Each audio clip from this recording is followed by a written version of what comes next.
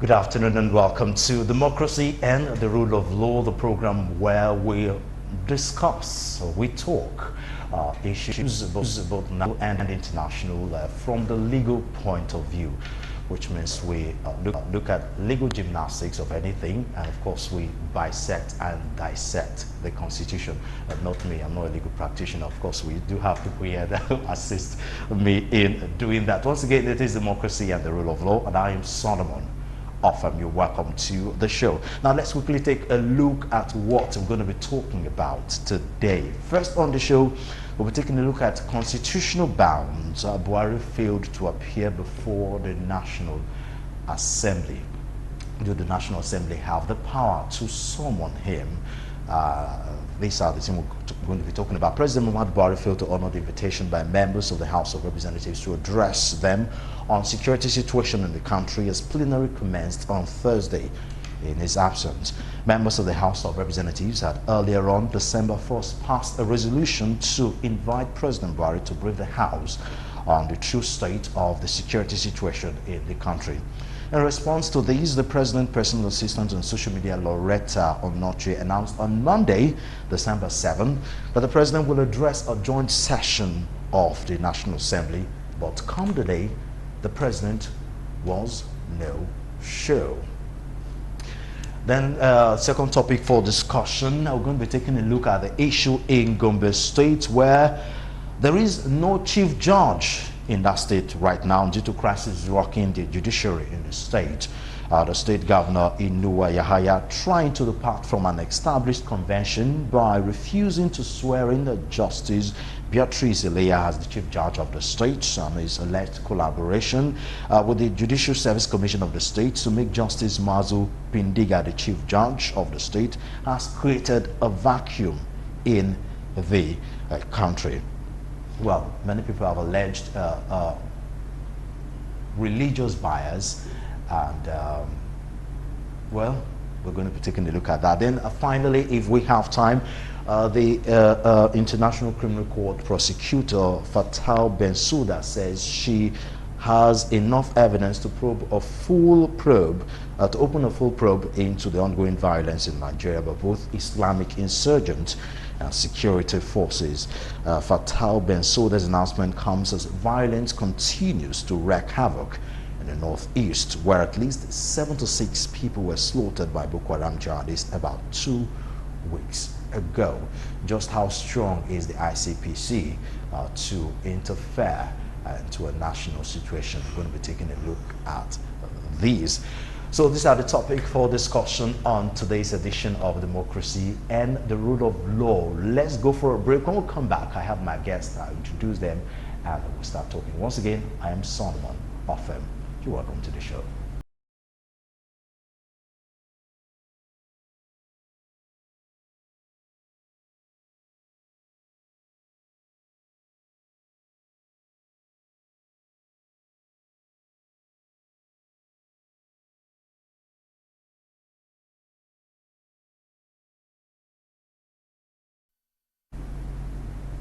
Okay, if you're just tuning in, this is Democracy and the Rule of Law on Galaxy Television. Let's quickly take a look at our first topic for discussion. But before then, I have a barrister, Ayobayo Babade. He's a legal practitioner, of course, specializing in dispute resolution. That means a dispute resolution professional. Good to have you join us on the program today. Yeah, thank you very much for having me. Yeah. Okay, I'll be expecting a barrister, Ezekiel Luguntuashi. When he comes, he will join us. So for now, it's going to be you and I. No problem. Thank you so very much. So once again, welcome to the show. Thank now, you. Let's quickly take a look at our first topic for discussion. Yeah. President Buhari failed to honor the invitation by members of the House of Representatives to address them on the security situation. Then, of course, the personal assistant, after the reps invited him, the personal assistant went on Twitter, that's Loretta Onochie, announcing on Monday, December 7, that the president will address a joint session of the National Assembly. The Speaker responded by saying the House will wait for official communication from the President, which has not been done so far. And before then, the Attorney General of the Federation and the Minister of Justice, Abubakar Malami, he who is a senior advocate of Nigeria, have said that the National Assembly had no powers to summon the President. So let's start from there. Yes. We've had constitutional quotes and counter-constitutional quotes. And each side of the divide, they seem to be making sense, as it were. Each side of the divide seem to have a case, in interpreting the Constitution, either for the president's refusal to appear before the House, and of course, and against, of course, for the National Assembly, meaning they have the power to summon the president. So which side of the divide are you? Basically, I'm on the side that the National Assembly has a right to summon the president, and that's simple. I want us to understand first, when people understand the principles of law that guide or that govern a number of these things, it's easier for people to understand opposition to speak. And one thing there is certain is that the Constitution is a compendium of constitutional principles. And so the principles at play are the principles of separation of power and checks and balances. Like we know, in simple, separation of power means that so every arm of government is distinct. So the Constitution in section 4, 5, 6 separates the executive, legislature, and the judiciary, in knowing that these are distinct arms. However, for a democracy to work, there has to be that checks and balances. That's why, for example, where each of these arms would not have an overwhelming power. Exactly. So this other arm tend to be like a watchdog to the other arm. And that's what happens when, for example, the National Assembly passes a law. The president has the right to assent to that law. And when he fails to, that's when you say the president has vetoed that bill, and it doesn't become an act of parliament. That's because of the checks and balances. So also Section 88 and 89 of the Constitution provides for the National Assembly to perform what they call oversight functions. So any minister, and their provision is clear, it's unambiguous, and it's express that whatever any arm of the executive, the National Assembly has a right to summon them before it on a matter that the National Assembly has a right to legislate upon. And it's clear, if you look at Constitution Section 217, 218, and 219 of the Constitution, it's clear that the National Assembly has a right to legislate upon the use of the armed forces, and it's on this basis the president is being summoned before the National Assembly to answer questions. So that is express that they have the power to do that. But like I always say, we don't have bad leaders, all we have is bad advisors. And then so you can see the president was initially willing to attend before, respectfully, the agenda said that president does not have to attend. Yeah, to that. So that I mean, he's a Attorney General, which means, and he's a senior advocate of Nigeria, which means he knows a lot about the law. I'm trying to wonder which part of the session, what section, I beg your pardon, of the Constitution is he trying to quote?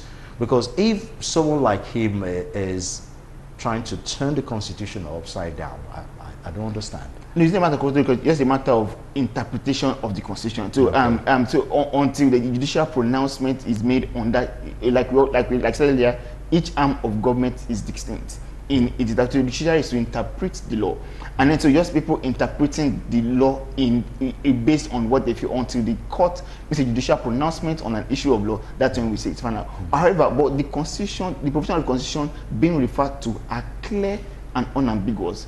The president and the National Assembly has a right to summon anyone, including the president, except of course you are now having a situation whereby you feel the president is above the law and cannot attend to or cannot become with anyone, and that is not what the Constitution or any law in Nigeria contemplates. So you think that's the situation now, the president trying to assert his authority, showing or insinuating that he is above the law?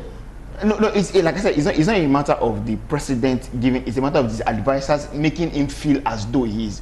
And actually, we've constantly had the situation whereby the advisors of the president have made him feel as though he's answerable to no one. You can see many times during the NSAS crisis, there were many times they were calling the president to come and speak, and the advisor was saying he needs not speak.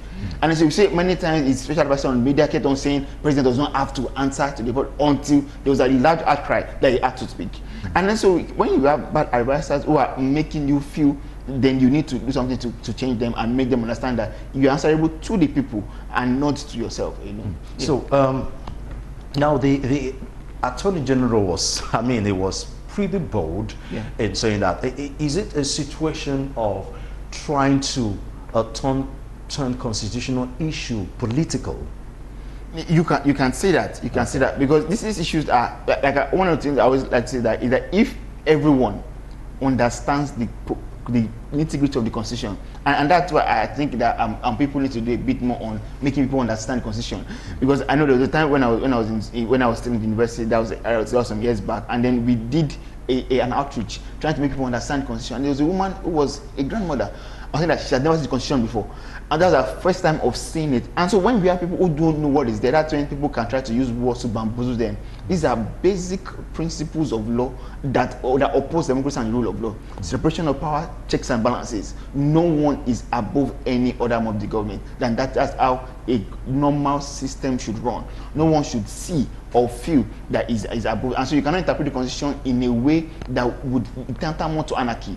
It's like you're interpreting the constitution in a way that would make the president feel that he's answerable to no one and that no one can call him to order. And in that case, we are heading towards anarchy in that situation. Now, there are times a leader should be able to sense when he's getting bad advice, which is one of the things that makes him unique or a good leader. Yeah. There's always room for intuition. So he has actually agreed to address House of National Assembly. So why do you think there was a turn back? I mean, I just don't think the Attorney General on his own just decided he shouldn't go. Because people are insinuating he's actually afraid of something, or he's afraid of saying the wrong thing,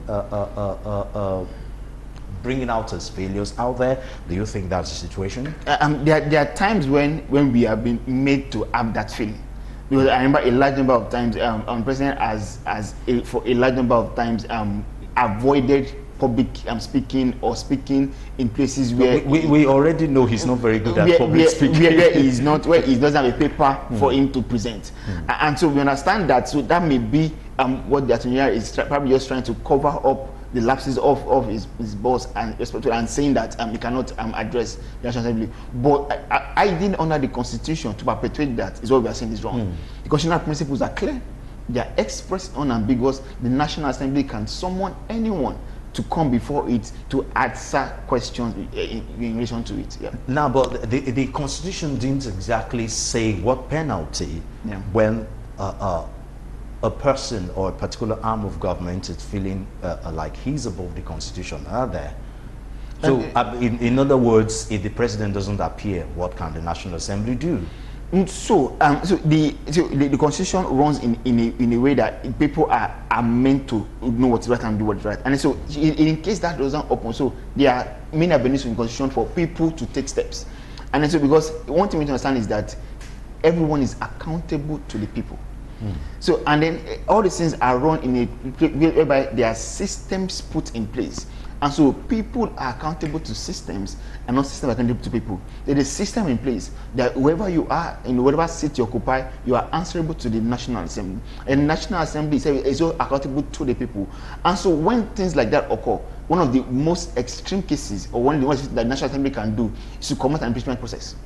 That's one of the things that they can say that, yes, we are answerable to us, and you have failed to come before us to address us to this issue that affects the people. Then you are not performing your duty, then they can take that step in that direction. That's one of the things that they can do to commence that impeachment process, that yes, you are going against your duty and you're acting tyrannous, and it's not in the interest of Nigeria as a whole. So that is one step that can be taken. But the other steps that are going to be taken in that wise. And there are so many that's happened, but it could lead to, enough for it not to lead to issues where there will be a rift between the arms of government, and that's why it's often good for people to follow those systems and ensure that the system is being followed. Yeah, I mean, it unfortunately though, there's politics, playing a huge part in this, because the impeachment process, I doubt, because PDP has the majority. And the House seemed to be divided. I mean, it looks like the House is divided on political grounds other than constitutional grounds, because a number of APC lawmakers have come out to defend the stance of the president that he mustn't appear. He mustn't appear. So it's quite unfortunate that politics is playing a huge role other than constitution. Yeah, that's true, and that is sad reality that we have on ground, whereby people do not follow. Like I said earlier, people should be answerable to systems, and so irrespective of your political affiliation, you should understand there's a system that is on ground, and everyone should follow that system and abide by it. So when people begins to bring in sentiments like religion, like political affiliations and all that, then you deviate from what should be. And that's the sad reality we have, and that is the reality on ground now in the country. If you're just tuning in, this is Democracy and the Rule of Law. We'll go for a break. When we come back, we'll continue on this topic. Then, of course, we still have 2 more topics to go. We'll be right back. Don't go away.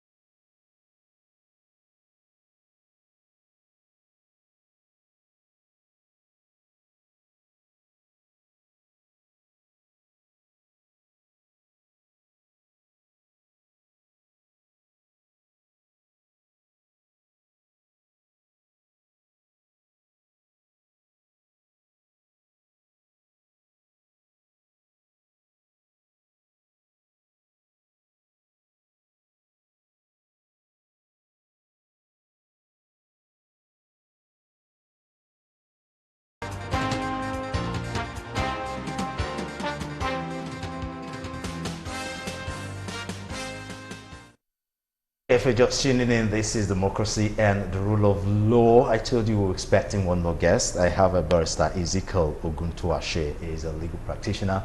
Good to have you join us finally on the program. So, if you're just coming into Lagos, you're welcome to Lagos. Hold on. I say Lagos because there was a little bit traffic on the way, and I left the church. Yeah, that's exactly what I'm saying. Yes. Sarcastically, though. Yeah, okay, so once again, you're welcome to the show. Thank you very much. Okay, now we're taking a look at the Buhari's failure to appear before the National Assembly. We were talking about the divide. Those that think the National Assembly has the constitutional right to summon the president, and those that feel the president mustn't appear. What side of the divide are you, and why? Well, with all due respect, I'm going to be ambivalent in my discourse. Okay. When I mean ambivalent, I just want to, because if we are going to be looking at it from that side with which we belong, at the end of the day, we will not achieve anything. Sentiment will overtake the whole process. And when I mean ambivalent, I mean let's discuss it, the pros and the cons. From the sides of the people that are arguing for it must appear, and the people saying that it is not mandatory. But before that, let's look at it, from 3 prisms, which are the constitutional law, constitutional power, and political leverage in this context. When you look at the provisions of the Constitution, and because the Constitution, which is the ground norm, spec out the powers of all institutions. The legislature puts on to Section 4 of the Constitution, Section 5, the executive and judiciary, so to say. Now, apart from this particular section, which is very important, we have other sections. Where I'm going to is that particular section 88 of the Constitution that actually empowered the National Assembly to invite.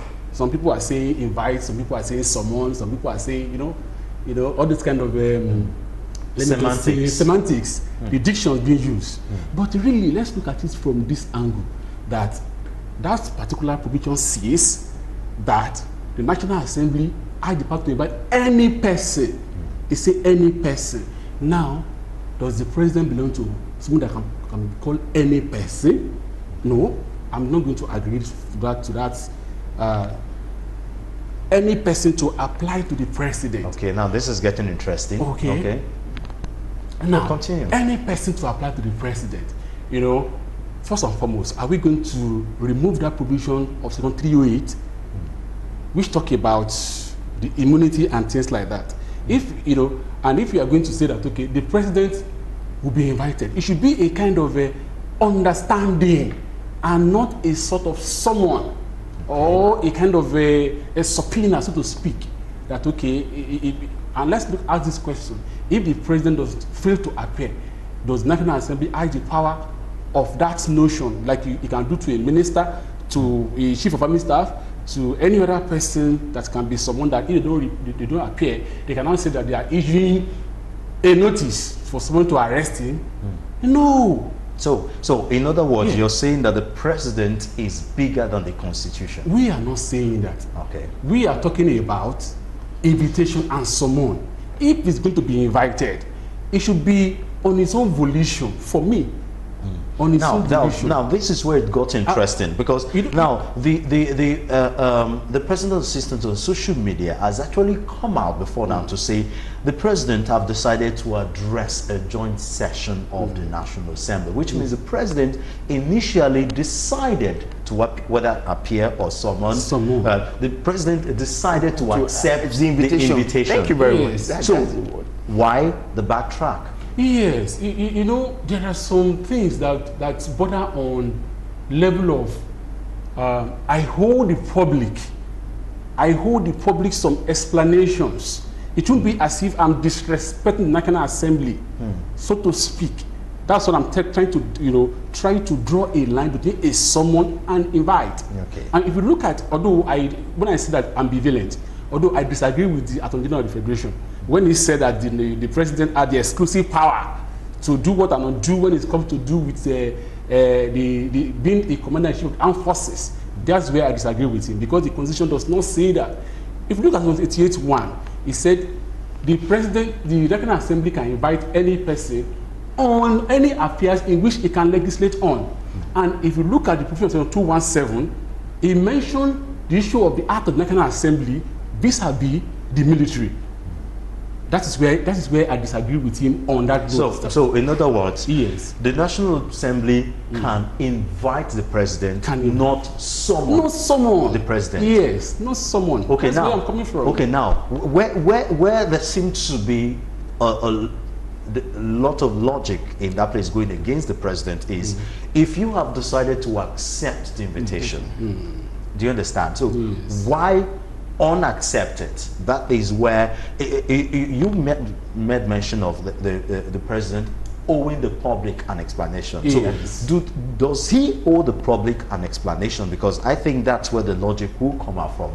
Or does he think he doesn't owe the public an explanation? Now, with respect to owing the public an explanation, from beginning, when he was invited, he said he will come. It is when argument began to come into play, PDP saying something, APC saying something, in the beginning of this discourse, I tried to point to attention that I'm going to look at it from three prisms. Okay. So we should not as well divert from those three prisms, because all of them are just like a trichotomy, working together. Okay. That, looking at politics, if I'm going to appear, which means there's also politics at play here. At play here, okay. Of course, that is where some others, even the Attorney General of the Federation and some APC Governors Forum and PDP Governors Forum, saying that APC Governors saying that it's not mandatory for him to appear. PDP are saying it's not mandatory for him to appear. That is when the politics now coming. Now, if it's like owing the public explanation, it can as well address it through national broadcast. Yeah. And that is where one aspect he's getting a lot of criticism. Yes. He tends to do national broadcast a lot. He doesn't actually come down to the level of the people, which his appearance in National Assembly should have addressed, instead of just sitting at the comfort of the Aso Rock and just do a national pronunciation. This should have been an opportunity for a dialogue. This should have been an opportunity for him to talk to Nigerians, not just sit down and just make pronunciations. See, look at this.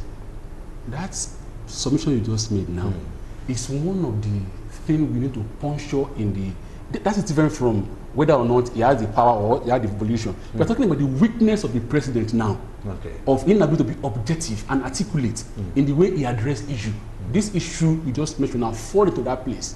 If he had been an articulate president, it's something you can do. Okay, like America, like this is America, which we borrow our system from. We have what we call State of the Union Address, pursuant to Article 1 and 2 of the Constitution of the United States, that says that the president will address the people to give report.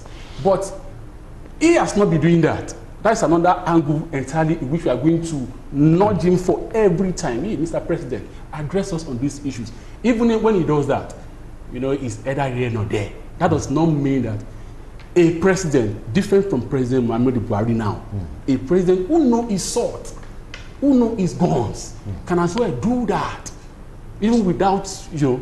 So one may be tempted to ask, what are his advisors doing preparing him for that? We have the Attorney General of the Federation on the side of the law. Yes. You have the personal assistant on social media. Yes. You have the different spokespersons. Okay.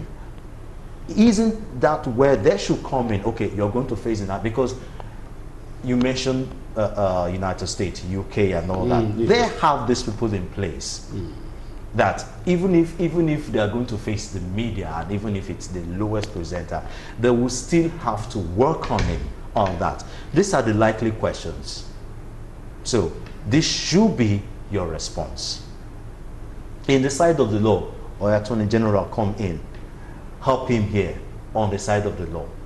I mean, we don't expect him to come out and blow grammar, but at least talk to Nigerians the way you will talk to your children. When and those are words that could cause issues in politics. Talk to your children.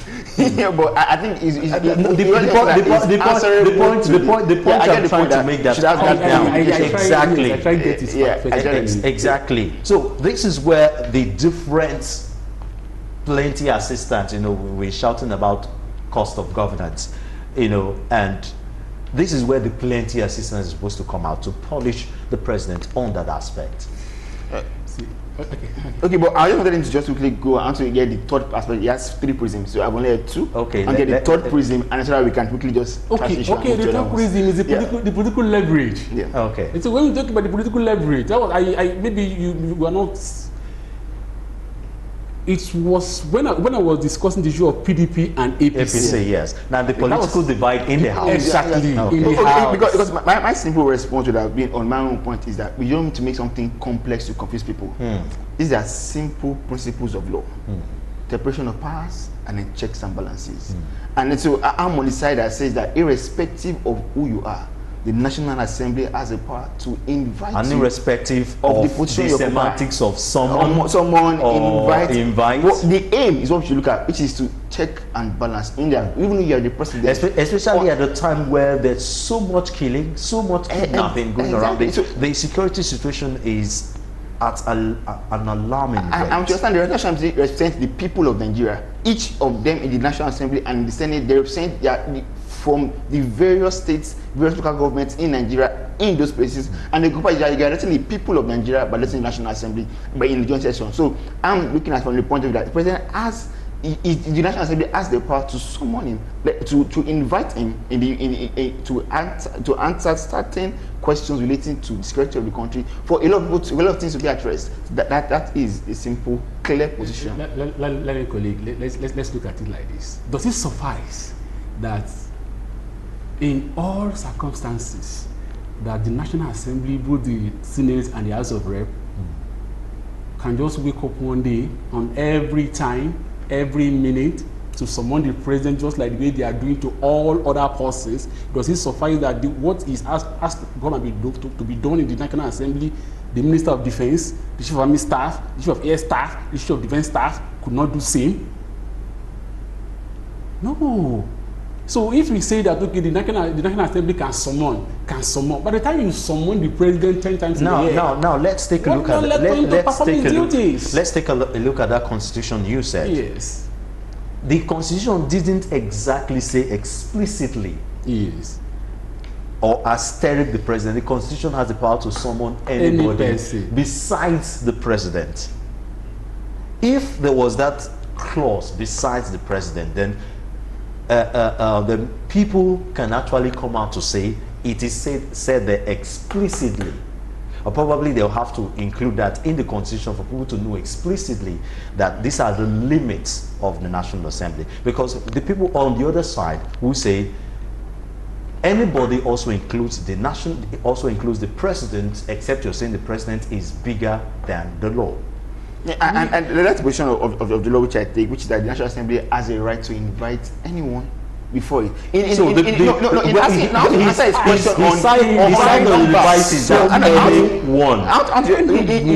the number of times it can, one in the National Assembly, the law is presumed that everyone having a position or having a position of occupying a position should occupy that position judiciously and use his powers rightly. So you can't say because that power to someone else, someone the president of the time. If there is a need for the president to appear for National Assembly 10 times in a year on cyclical issues, then they can exercise those powers and invite him to come and address those issues. But so I would not say that because the question does not expressly say including the president or excluding the president, the president does not. But anyone who it feels and to answer to the people, just pretty much Learned colleague, even in advanced democracy like United States, the Congress cannot invite President Trump anyhow, anytime.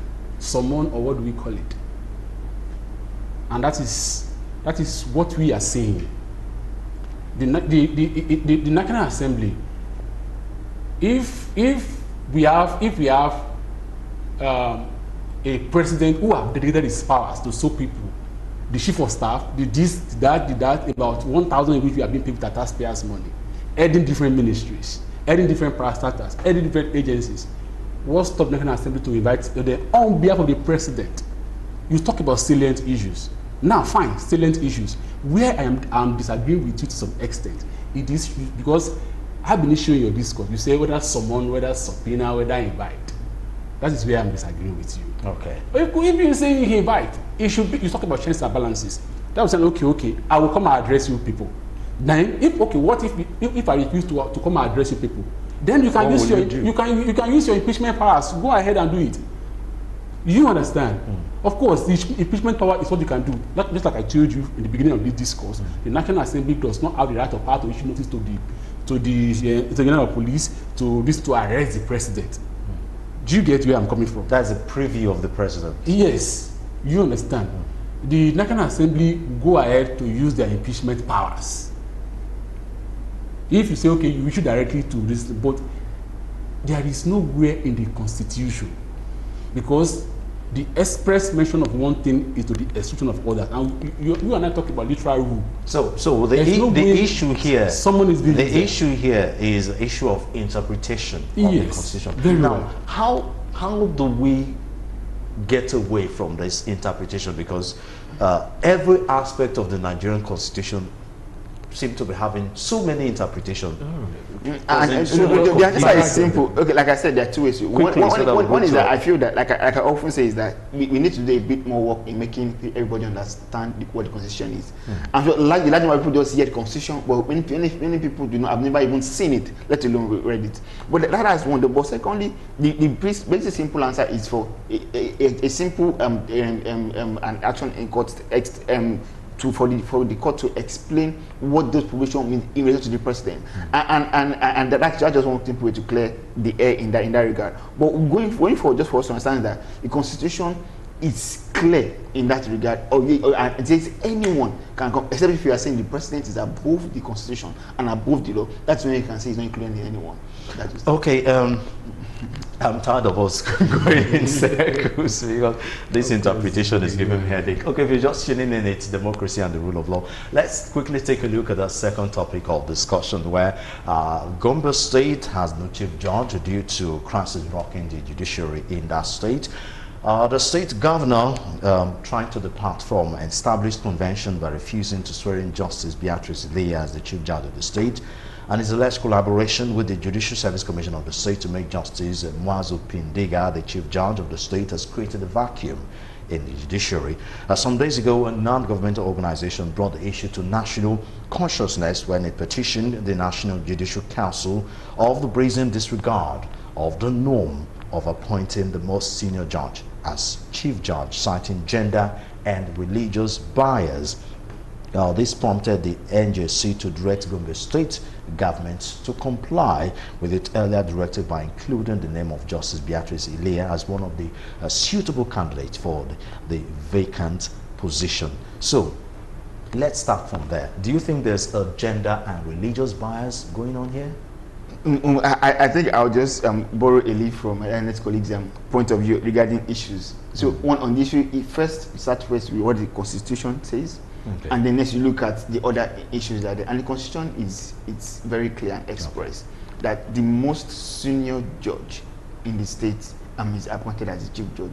So it's not just a norm; it is the Constitution. Yeah, it's a constitutional. So that's the starting point. So except on and unless if there is something, if you find that judge wanting or there is something that you see wrong, then that's corruption, for instance. Exactly, or any other, probably the petition against it, or if you have any reason, then that is when you can say that. So it's an established. So it's a norm flowing from the Constitution that the most senior judge in the state is the chief judge of that state, and this it's clear and express. So yes, but based on like you noted, there are other facts that are coming in that making a large number of people see that there is either a religious side or a gender side to the argument, saying that why is it that it's when it's our turn that those issues are popping up as opposed to the normal way of doing things. So with that, these are evidences or circumstances that makes us feel that there is something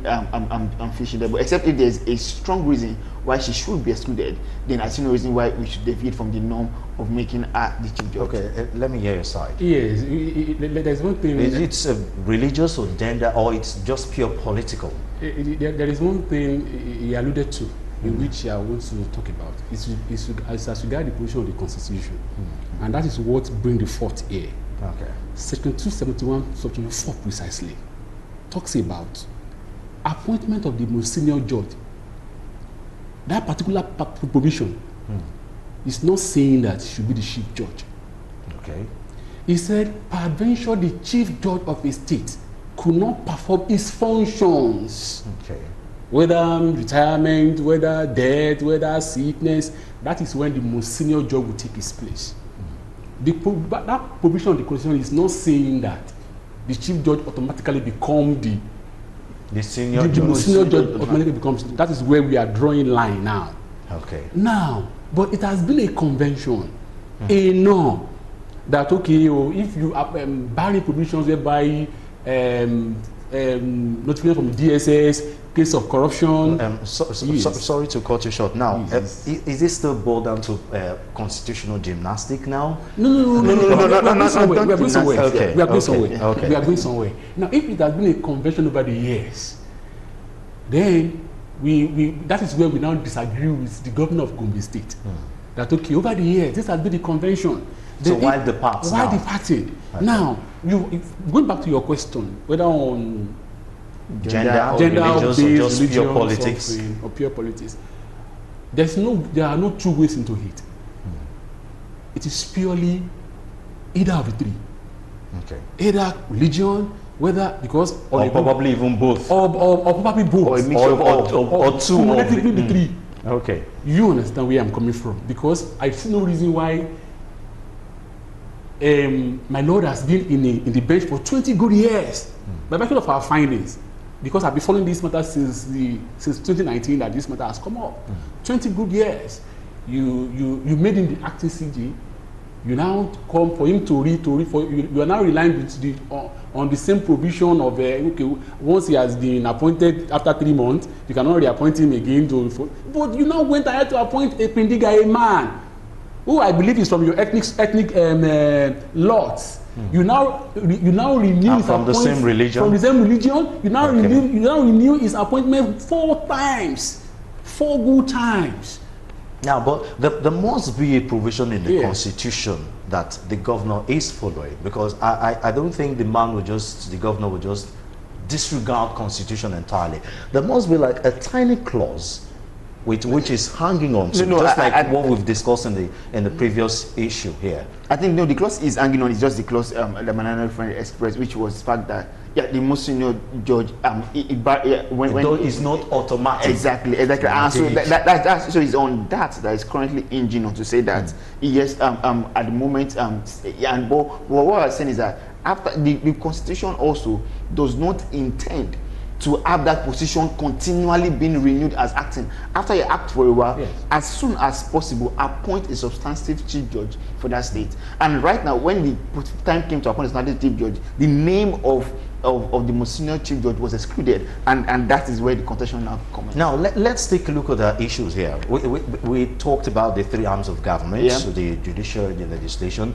Now each of these arms is supposed to be autonomous. Yes. while of course they oversee. Exactly, that's when checks and balances comes in, and that's what we're also talking about in this case as well. So now, why, if these three arms are supposed to be autonomous, why do the state government have to be the one to appoint? Why not the State Judicial Commission? That's the beauty of checks and balances. So that's what we're saying, that yes, they're autonomous, but for a system to run well, there has to be that checks and balances. So yes, you recommend, and then there's an appointment, and so that's pretty much how it's been. So you know what? Let me just say like this. For me, I'm going to be advocating and canvassing for the amendment of the Constitution to that effect. The issue of checks and balances should not apply here with respect to the appointment of the Chief Justice of the State. Because we cannot leave the appointment of the Chief Judge of the State to the whims and caprices of the executive. It does not only happen in Gombe State. Yeah, because it happened in Cross River. It happened in Rivers. Because it looks like the whole autonomy thing is just on paper. But in reality, it seems like the executive tend to have much more power. No. Like what I always say is that we need to understand that. So yes, I will toe his line, but I just need to correct something. That one thing about debate about things is that a system is not necessarily bad, but just that Nigeria has a good way of making even the best system look bad. Like that with democracy, as is said to be the best system world over, but in Nigeria it seems to be like the worst we've tried. Because many people have argued that life under the military seems to be far better than life under democracy rule. So just that, so that doesn't mean that democracy itself is bad, but it's the way and manner in which people do this that it comes to issue. And so that's why I was like, but we need to look for how to tweak our democracy in a way that suits us. And we've seen that we mustn't generally follow the convention. And we see that consistently governors have used their powers in ways that is affecting the judiciary. We are like, yes, let's just have a way to look for another way of appointing the chief judge if we see that the governors are using it as a way of getting back at those who they term as the political enemies. There is because we are always human. There's room for mistake, error. Not only in Nigeria, it's all over the world. But what I'm saying is this: until that issue of appointment by the governor of the state, by the president, recommendation of the confirmation by the State House of Assembly, until it's being removed by the National Assembly, who have the power about constitutional change or amendments. Why can't we leave that to the on the table of the NJC, National Judicial Council, who tends not to know who you are, who tends not, because if you look at it, the incidents which you have mentioned, look at what happened in Cross River State. You appointed Justice Ekon Ekeme was to be the CJ. You didn't renew her. The NJC disagreed with you. You now appointed Energy.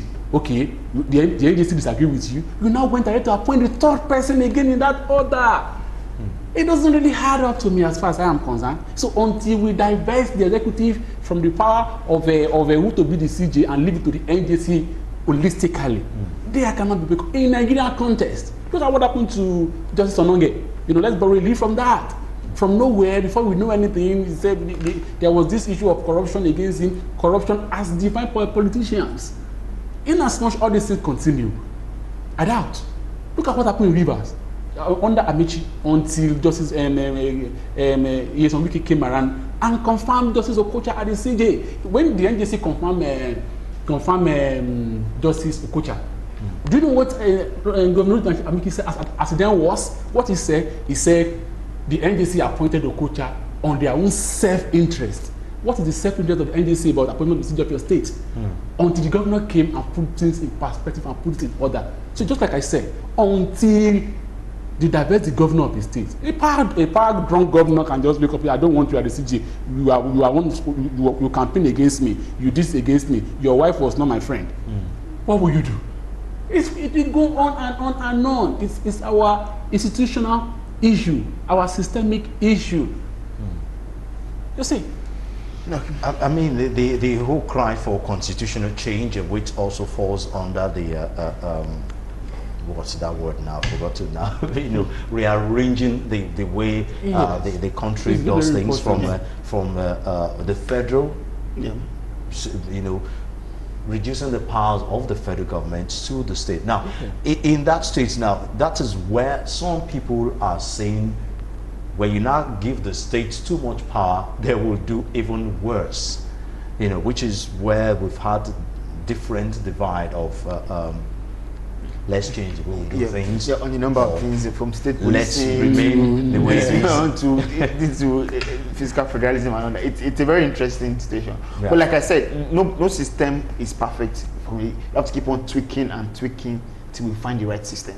And then I think one of the issues is that as a country as well, because of the way the country is, and because of the way people understand, at times we make it quite difficult. So the constitutional amendment is talking about, it's not something that we can do overnight. It takes a whole lot of process to change just one clause or one letter in the constitution. So it's a lot of process. It's a English section transaction that so you have to go from every state of every national assembly of the state, then go to the national assembly, vote for that. So it's a lot of work to change that. But it's something that we can start the process, because it's a recurring decimal in the number of states. So we can start the process and say that yes, for this provision, let us look for a change to it. I'm not going to say much about that, but with utmost respect to the governor of Gombe State, if he's watching us, or if he has somebody that is watching us, we are going to appeal to him that for the sake of justice, for the sake of fairness, that he should restate Justice Elizabeth Ilia as the chief judge of the state, because that is what is called fairness. That is how it should be done in a civilized climes. That's what I want to say. Pending, as suggested by my learned colleague, pending the time the constitution will be amended. At least let's do something right for once. Okay, if you're just tuning in, this is democracy and the rule of law. We'll go for one more break. When we come back, we'll take a look at our second topic of discussion, where the International Criminal Court is seeking to open an investigation against security forces in Nigeria and insurgents. We'll be right back.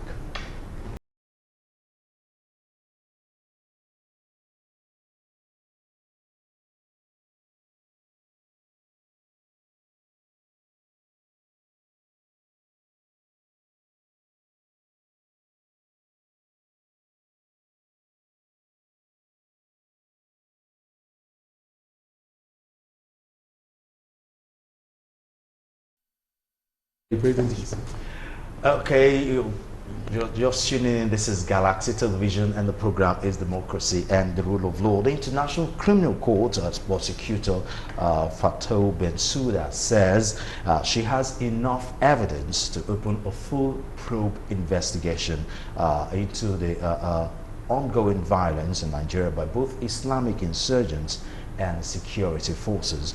Fatou Bensouda's announcement comes as violence continues to wreak havoc in the northeast, where at least 76 people were slaughtered by Boko Haram jihadists about 2 weeks ago. ICC prosecutors opened a preliminary investigation into the situation in Nigeria in 2010, but Bensouda now wants permission for judges to proceed to a full-blown formal probe. The Gambian-born Bensouda specifically referred to acts committed by Boko Haram, whose 11 years insurgency in the country has claimed the lives of at least 36,000 people. Around 2 million others have been displaced, according to United Nations figure. Now, let's start. So, do they have the right? Talking about the International Criminal Court. Yes, they do. So there are, first of all, there are 4 types of crimes. So there are 4 categories of crimes that the National Criminal Court can wade in. One is what we call genocide, which we all know, if systematic killing of a particular group or tribe or a part of the country. The second is what we call crimes against humanity, and that's like murder and all that. Then we have war crimes, that is of child soldiers and order, and then finally crime of aggression. That's when a country is trying to go into another country aggressive. So those are the 4 categories of crime that the National Criminal Court has a right to come into. And in this instance, they're looking at probing to see. So, and there are stages before they can come into a country. So the first is after a crime occurs, they would do what we call preliminary examination to see whether or not there are enough facts for the International Criminal Court to come into the matter. Then the next is for them to do an investigation, which is the current one. They tend to then go to the trial stage, the appeal stage, and then finally the enforcement of the sentence. So that's pretty much how it works. And so in this instance, they're looking at coming in to see the possibilities of, so the first since they had opened to see the petitions have been written to the International Criminal Court regarding the crimes occurring in Nigeria, and then that has been there. So they're trying to look at, to investigate further to see if they can establish the crimes of crime against humanity and war crime, and that is what they're doing. So yes, they have the right to they're currently doing investigation to see if there are enough facts and enough evidence for a full trial to commence in that regard. Let me answer. Well, I think the power of the ICC or the intervention of the International Criminal Court vis-a-vis issue of war crimes, as you know, of course, just like you said, as far as the Rome Statute is concerned, you can see 7, 8, 9 especially mention war crime, maybe genocide. But there is one clause there with respect to inability and complementarity. The inability of a state, of a sovereign, to bring perpetrator to book. Those are the circumstances in which ICC can come in. Now, but if you look at it from Nigeria as a context now, don't let us, because we can mention instances about all African countries, but let's narrow it down to Nigeria. Now, because was it not last week that Besuda was talking about communications about war crimes in Nigeria, about Boko Haram and some security. It is very easy in this context to go against Boko Haram, but the Nigerian government, we know, over time, will not submit his chief of army staff, will not submit any of his service trips. Yes, exactly. To an international probe. Of course, that's what they would not do. And that was under Jonathan, when you were calling for the head of Ejirika, about how some people were killed, when soldiers killed some people in Adamawa, in Bama, and things like that. Everybody went away, nothing happened. But in as much as against Boko Haram, I'm very sure Nigerian government to rise again and say, okay, we will submit, if we catch somebody, we will submit him to the ICC. So in other words, it can work against the insurgents, but not the security forces. In Nigerian concept, pursuant to ethnicity, interest, I can't even imagine it, that our president will submit Buratai to ICC. I don't see it coming. So in that situation, what can the ICC do? Do you have any kind of a prosecutorial power? Well, of course they have, but just like we have said, it is when, okay, they just have to be vigilant. If you cannot arrest somebody in Nigeria, you are going to be looking forward when one Buratai or when anybody you want to arrest can be in another sovereign. That sovereign, that was what happened in Umar Bashir case. Even when Umar Bashir came to South Africa, they were calling for Umar Bashir to be submitted. South Africa under the former president, was it Jacob Zuma, did not accede to the duties of ICC. What I'm saying is that if a particular sovereign does not submit a particular person, the ICC has not gotten to that stage in which they can pick the person up and say we are beating.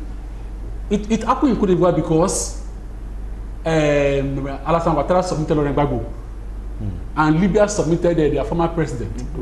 Do you understand? The same thing Egypt. Do you understand? That is what obtains as far as the ICC rule is concerned. Of course, we are evolving. So it means there have to be a probe, and there have to be the person in questions to be submitted. Yeah. So what happens is that they would like what we business is money. They would summon those accused to report, and so the person that accepting the summon now is another thing. Exactly. So if they don't, what they normally do is to look for when the person is within the jurisdiction of a state that accepts, and then that state would, and that happened even much differently even regarding Rwanda, where one of the public actors was in France, and France was taking there. So that's just pretty much how it works. To Chancellor. That wherever, so any country that accepts, then that country, because they work through state actors, and they don't have their own police to go into enforce their rules. To enforce their obligations. So what happens when it's like 10 years later where these particular actors are no longer in power? It doesn't matter. For Rwanda, it was 25 years after that it was arrested. So once the trial stage has commenced, at whatever time is found, the person will be arrested. Even in domestic laws, criminal actions are not status barred. Even if it is next 50 years, you are caught within the web, you are going to face the music. Yeah.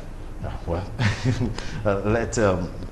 of course, a lot of persons have come to say that this is a welcome development, but let's see how it goes. Shall we? Let's just watch and see how successful this will be. Because just like you rightly point out earlier on, that we have a way of doing things. No, but like rightly, like you point out, no, there are two. The investigation is two-pronged.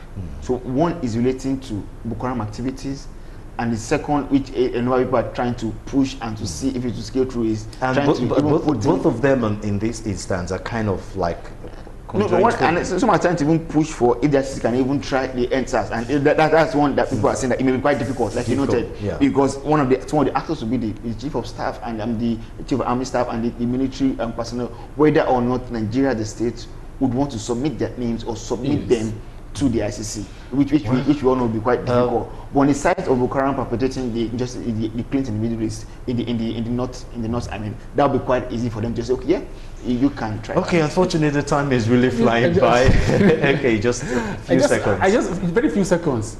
As officers in the Temple of Justice, as human rights advocates, we must say that what happened to Shiite group, the NSAS must not go unpunished. Okay, thank you very much. Thank you, gentlemen, for being part of the program today. Barrister Ayobayo Babade, thank you so much. And of course, Barrister Ezekiel Oguntuashe, thank you so much for your time. Thank you for being part of the program today. And thank you so much for being part of the program today. Next week, Sunday, is another day, and the time is 1 o'clock on Galaxy Television. It's Democracy and the Rule of Law. I'm Solomon of Good afternoon.